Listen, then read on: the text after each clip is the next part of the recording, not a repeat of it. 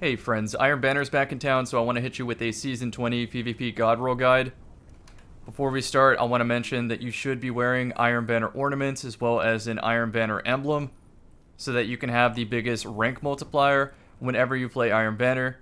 You also do the daily challenges, which I think require you to play a subclass. I don't like how they force it, but it's really not that many games. Anyhow, let's get to the point of this video. I'm going to do it in the order that they appear on the Iron Banner focusing. You play Iron Banner, you get rank. Rank gets you engrams. Spend engrams on focusing. Starting with the Hero's Burden, I'm using the website d2foundry.gg as well as LightGG today. So I will quickly mention the PvE perk on Hero's Burden, which is destabilizing rounds. It has a 3-second cooldown, so it's not as good as you think, but you can finesse it with invis perks, which is pretty nice. Now for PvP. If a weapon has Zen Moment with no alternative perks that are just as good, I think you just always go Zen Moment if you're a controller player. If you're an M&K player, I think you can justify moving target, but you still might want to experiment with Zen Moment anyway, since they did update the perk for flinch resistance. So, go with that. Now, the elephant in the room is the Immortal SMG in the kinetic slot. It's a strand weapon. That has a blazing fast time to kill compared to this adaptive frame SMG, which is not an optimal frame. That's a theme with Iron Banner weapons. They don't really have the optimal frames, but they have an origin trait called Skulking Wolf, which if you get a kill when at low health, you're off the radar for 10 seconds, which is amazing in PvP. It just comes with the trade-off of using a suboptimal weapon archetype. So, since we know we're going into a fight against Immortal and probably going to lose, I think you go for kill clip to try to earn back some of that time to kill. You can still go Iron Reach or Dynamic Sway Reduction and try to improve the consistency and reach of the weapon, the range of the weapon, but ultimately I think instead you should be trying to defeat Immortals by using void synergies like Gear Falcon, Flawless Execution, Controlled Demolition, that type of thing, with kill clip. Like Fragile Focus, 20 range, but you get damage, it's just not going to come up. So I want to quickly move on to the next weapon. I think I made my point there. The next weapon is Wiseman Rebuke Fusion Rifle. It's a high impact. So if you want to do the no-brainer one, go high impact reserves and under pressure, since you always start with 2 ammo, and both of these perks will proc, which improve the consistency. If you want the fun roll, I think offhand strike will be really fun. After a kill, it turns into the last word. It just juices the hip fire, aim assist, all of the above. It just feels so much better on hip fire. You can go backup plan or successful warm up and try to get interesting double kills, but I think ultimately I'm going to look for high impact reserves and under pressure. But if I get a roll with offhand strike, I'm keeping it. As far as the barrel and magazine and masterwork, I truly don't know what to recommend because I don't use fusion rifles that much. I would say check out Lego LaFlash's channel, and whatever he recommends, I could probably say it's going to work just fine for us. But if I had to just guess, go range, go recoil direction, go another range masterwork, and play a low sensitivity controller so you can tension the stick downward whenever you shoot the fusion blast, and hopefully all of them connect. The next weapon is Allied Demand. For this one, very obvious role here. Throw everything into range, throw everything into range finder, and Eye of the Storm to improve accuracy.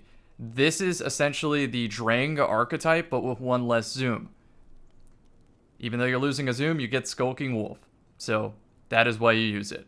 Frenzy and multi-kill clip cannot shift the time to kill unless you have 2 kills with multi-kill clip or you have like Radiant and Frenzy up at the same time.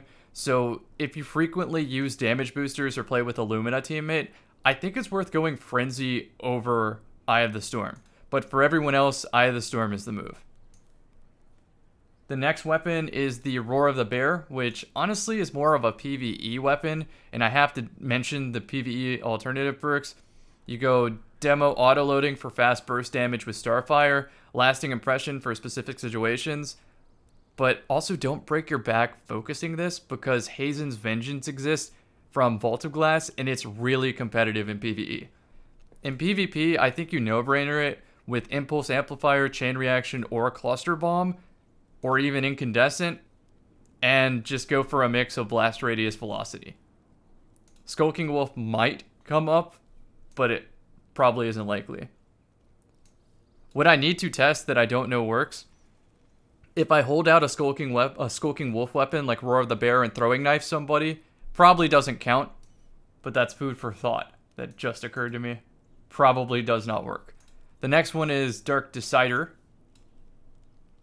This one, since you're competing with a mortal, throw everything into range because you want to be able to play outside of its range and try to capitalize on Skulking Wolf when it comes up. If you don't want to do rangefinder, you could try Golden Tricorn shenanigans or something like that, but like honestly, go rangefinder, and if you're feeling spicy and want to have fun, offhand strike. Next up is Gnora's Axe. There is a great roll on the vendor already, but I think the best way to do this is a mix of range and handling, where opening shot will boost the rest of the range. So it'll get it to exactly 100, which does matter on slugs. However, since we can no longer get quick charge on our armor to improve handling, maybe you just want to go all in on handling. That's also okay. Threat Detector is an amazing perk on shotguns because it improves the animation scaler, which ultimately means it just pulls out and puts away faster. Then we have Jorum's Claw. Jorum's Claw has to compete directly with Forge's Pledge. I'll talk about that one later, but I think I've optimized this for what this uniquely offers. So, pretty much go recoil direction on the barrel, a mix of range and stability between the masterwork and magazine. Then you have an interesting choice on this left column. I think the no-brainer is moving target. On the right column, you might be tempted to go Headseeker, and I've heard a lot of praise of this perk, and while I could see its usefulness for consistency, I think I'm the kind of player that values the damage booster to remove a burst off of the time to kill. Instead of having that second burst delay moving into the third burst, I could just 2-burst somebody if I have Golden Tricorn up. So I think that's what I value here. If I had to use this tomorrow in Trials, I would go Frenzy with Gemini Jesters, but if I have to use this today in Iron Banner, I'm going for Golden Tricorn. 7-second immediate damage bonus compared to Kill Clip's 5-second, but you have to reload. A lot of times in the pace of 6s, I might not have time to reload, so I'd rather just take the 2-burst of Golden Tricorn. I also like the sight on Jorum's Claw way better than Forge's Pledge, so that I think is the most important thing worth mentioning. Basically, pick the pulse rifle based on which you can see your target and has the best shooting experience with, less on the perks, unless you're a controller player. You'll see when we get to Forge's Pledge. On Bite of the Fox, don't overcomplicate this. Snapshot plus opening shot. I will say Slick Draw is not a terrible choice on the aggressive frame sniper, so if you're really down bad for handling, go Slick Draw. Explosive Rounds has some interesting interactions. You probably know what those are if you really want to. So I should mention this has a chevron sight, which I personally do not like, and the only reason I used this in the past was because it was statistically the best sniper. I just got over the sight because it was the best sniper. We have so many other options now that I don't feel compelled to use this, so I won't be grinding for it. Now on the legacy focusing, we have some absolute bangers. Gonna drag out Occluded Finality to start. This is the Telescope Sniper, and I want to make a very special mention here to controller players. This thing aims itself. Let's call a spade a spade. Let's stop fooling ourselves. This thing aims itself. I want you to see this. We're gonna frame by frame it. This is where the shot went off. You can see the tracer go by his head. You already know. It's gonna kill. And I kill a second super in that same clip. It aims itself. So go for the juiced aim assist handling mix roll, where opening shot pushes the range to exactly 100, which for sniper rifles, that's its most accurate state. There's a second roll on this that I recommend, which is Elemental Capacitor when you play Arc for exactly 100 handling, which again on the Telescope Sniper is amazing. And if you really wanted to, you can min-max the range even further to be exactly 100 with 80 handling. So either way it goes, it's going to be amazing. And I think you go all in on the meme anyway, and just put a targeting adjuster on top of this anyway. Although you can build it for AE with extended mag, I like ricochet rounds on snipers for similar reasons. Okay, that's the wrong clip, but pretend I put a clip on the screen that shows me ricocheting silicon aroma off of the ceiling or something and hitting somebody. Yeah, that'll be in an illegal clips video. So just pretend I showed you that and be like, whoa, that was amazing. So now we have Reese Walker.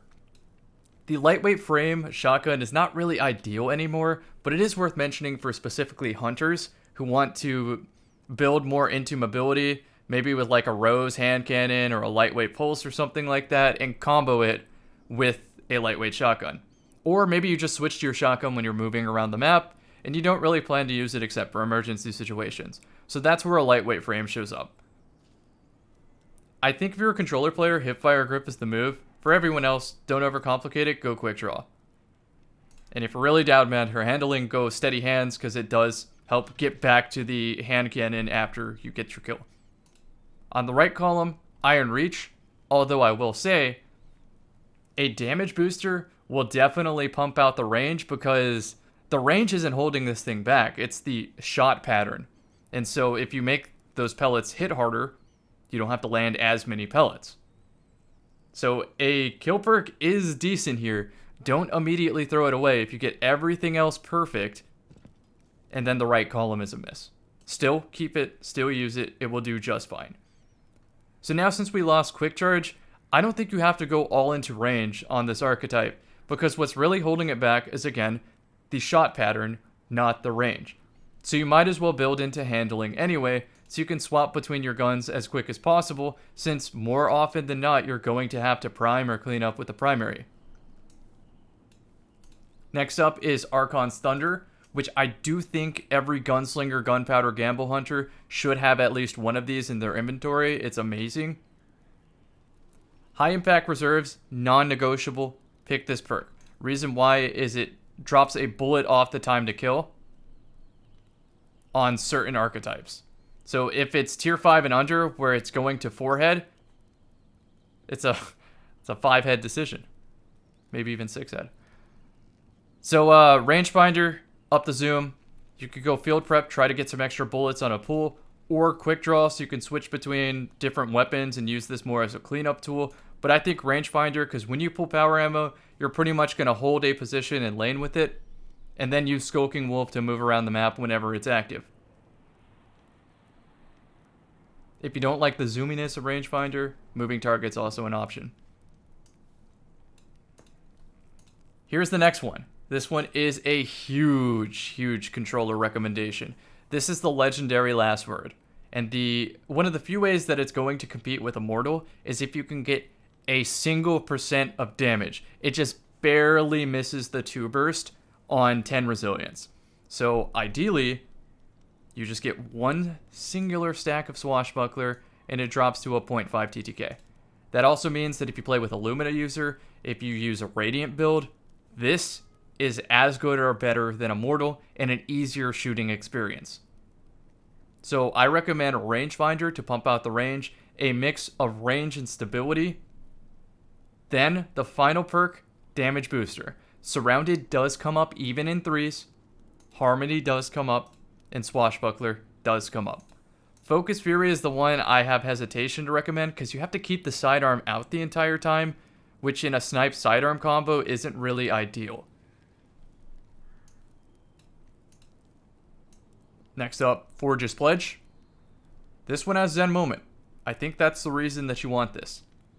Damage perk can push it to a 2-tap, although I will say Snapshot with Radar Booster, or Radar Tuner I mean, is really good for making sense of the battlefield and just playing good fundamentals. So again, we go Arrowhead for recoil direction, range to push out the range, Zen Moment will do all the stability and anti-flinch, and then your choice of whether you want handling, juice stability on elemental capacitor, or rampage for 6s, and or for getting the second kill quick. there's a lot of competition in the pulse rifle slot right now, since the new Neo Muna pulse rifle is a high impact and it has the nano rocket perk. So you really have to want to abuse Skulking Wolf or some sort of solar synergy if you want to use these. Frontier's Cry. This is yet another controller shoutout. 180s feel amazing on controller and okay on mouse and keyboard. In fact, if the recoil direction is too high and the stability is too high, I can't see what the hell I'm aiming at. So, since this is a 4-shot kill, I think you want to go kill clip to make it a 3-shot kill and not really worry about anything else. Rapid hit is great for getting to kill clip faster, but I think I'm personally going to recommend steady hands so you can have just a snappier experience overall when you use this. I did use this yesterday in Iron Banner and it was a pretty good experience. Honestly, I can't complain. Every time I took a fight, someone was already weak anyway, so I only had to shoot 3 at them. Then once I had kill clip, it just continued on the 3. So I wouldn't recommend focusing for this, but if you're a controller player, give it a try. It's a real nice, easy shooting experience. And I think we're down to the Razor's Edge. I know nothing about swords. I know nothing about PvE swords. Sure, I kill tormentors with swords, but the perks really don't matter. Just understand the encounter. I don't know what to recommend. I really don't. You don't have to go for it. You can just skip out. My rule with swords is if it doesn't have Eager Edge, don't even worry about it. You're going to use Eager Edge anyway, in both PvE and PvP. So now for fun, I'm actually going to close out of all those tabs now. Just for fun, let's talk about what weapons did not appear in focus decoding. Here are some weapons that I wanted to see there. We're going to start with the Steady Hand. This has Zen Moments on a 120. And it has Snapshot and Quick Draw, right? So you can have either one of the quickest 120s or one of the most stable 120s. You can even have Iron Grip and Zen Moment or Slide Shot in Iron Grip. This will be one of the best shooting experiences on controller for a 120 in the entire game, even talking about Igneous Hammer. Criminal's Dagger is a meta breaker. Because the Immortal is the meta right now, No Time to Explain is the meta, Explosive Payload is one of the few things that can flinch them off their optimal TTK, which gives you a chance at fighting back, and then Rangefinder lets you play from farther away, which is ultimately safety. You could also go Snapshot for getting down to your most accurate state as fast as possible. That's also pretty good, as well as if you just for some reason didn't want to use Explosive Payload, you go Zen Moment. Now you might be looking at Kill Clip and say, I'm just going to run that, I'm going to 2-tap. It does not 2-tap 10 resilience, so you have to put a third bullet anyway. The Neo Muna hand cannon has nano rockets, so typically nano rockets will come up to help finish the kill. However, nano rockets are so good that on that Neo Muna hand cannon, I don't even go for kill clip because I'm just going to go tricorn, not have to reload, and immediately use the nano rocket on my next kill. That situation comes up way more than spending an eternity for a reload while my teammates are getting killed and not even getting the 2-tap because everyone plays Titan anyway. The Multimach is completely overshadowed by the Immortal. However, if you want a lightweight build or some sort of Lemon Arc swap, this is probably the move. Just go kill clip. Yes, Iron Reach is great for that range drop-off, but going down to 8 stability might matter in the flinch department. And if you're already missing a shot because of flinch and the Immortal's target locking you, you lost anyway. So I think you shift the game plan. There's no dueling unless you have kill clip. That's the only way I can recommend this. Next up, weird one here, but the Guiding Sight does have Zen Moment and Quick Draw, which might make for a very good double primary swap. And then finally, this is the GOAT that I thought was trash. What was the exotic flare description of Universal Remote back in the day? It was like, to the trained eye, this beast is a junker, but to the untrained eye, this junker is a beast, something like that. I got it the opposite, but that is this hand cannon, the Finite Impactor. To the trained eye, this is the best hand cannon in the game. To the untrained eye, this has garbage stats and has no redeeming qualities whatsoever. The reason that it's a beast is because it has Skulking Wolf on the competitive archetype of hand cannons, and it has a very good AE stat. So if you combine both of those with Slideways and Focus Fury, this turns into Baby Hawkmoon. Slideways does not break the Focus Fury perk. All you have to do is hit headshots, and eventually you get a 20% damage increase, which helps push out the range and consistency of the hand cannon. For the longest time, I shit on this hand cannon. I told you it was terrible. But then when I realized that Slideways didn't break Focus Fury, it changed for me. It just immediately became a top pick. The only thing is, on my main account, I don't have a perfect roll of this. I do on my ult though, and I use the hell out of it there, and I can tell you firsthand, it stands up to even today's meta if you're playing tight to cover, trying to proc Focus Fury, and not looking to duel the Immortal. I think that covers everything I wanted to talk about here for Iron Banner. Try your best to have some fun. I know that teams are absolutely going for it with Wells and Bubbles, and it is what it is. Definitely mention that you're not enjoying it and that the meta needs to be looked at, Bungie, but yeah. Hope you have some great luck obtaining any of these roles. I'll see you in the next one.